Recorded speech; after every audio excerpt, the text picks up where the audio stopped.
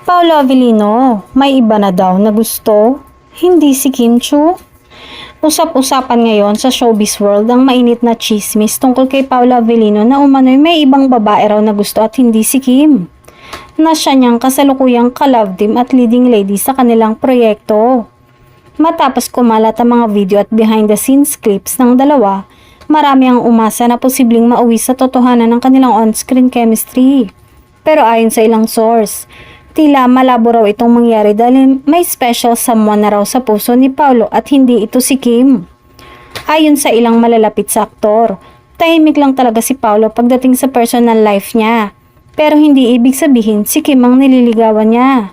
Sabi pa ng isa, matagal na raw may komunikasyon si Paolo sa isang non-showbiz girl na gusto niyang protektahan sa mata ng publiko. Samantala, nananatiling professional at maayos ang working relationship ni Paolo at Kim. Wala raw silang tampuhan, pero halata raw minsan na may distansya sa pagitan nila sa set, lalo na kapag hindi nagtitake ng eksena. Pagkalat ng isyong ito, kumulo agad ang social media. Maraming Kim Pao fans ang naglabas ng kanyang saloobin.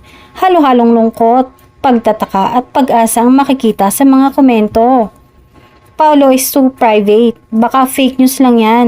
Support pa rin kami sa Kim Pao. Baka may gusto nga siya pero hindi pa time para aminin. Sa ngayon, parehong nananatiling tikom ang bibig ni na Paolo at Kim sa naturang issue. Pero sa mundo ng showbiz, alam naman natin ang lihim hindi nagtatagal.